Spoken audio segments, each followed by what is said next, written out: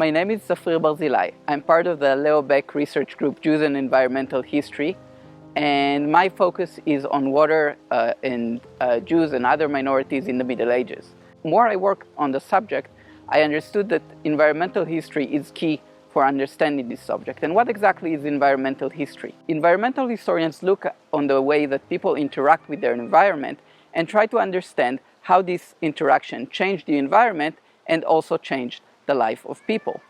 And a few years ago, when I was a student, this was kind of a niche area, something that was interesting and fun, but not so important. But after 2 years of global pandemic and several years of engaging with the world global climate crisis, I think everyone understands that the environment and the interaction that people have with their environment are a major part of history and the way we understand history in medieval Europe. And I started working on well poisoning accusations against minorities. And I started, as medieval historians do, with the classic sources, archival sources, text, court records, and so on. And at some point I've realized that I need to know more about the way the physical environment looked like, how people use water in their environment, how their water sources looked like, and how did they use them. So I had to turn to a different kind of sources to get this data.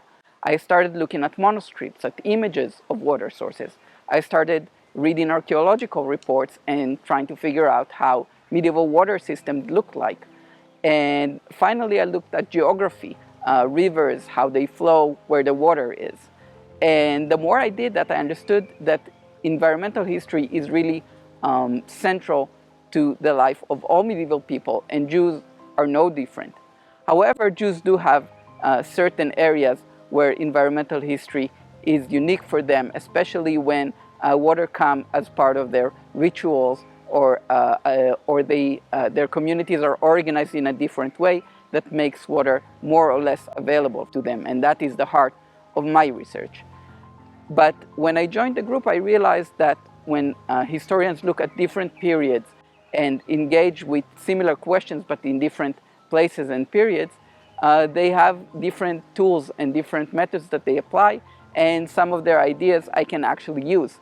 So that was very, very helpful for me, and also very eye-opening and interesting. So I'm very, very happy to be part of this group.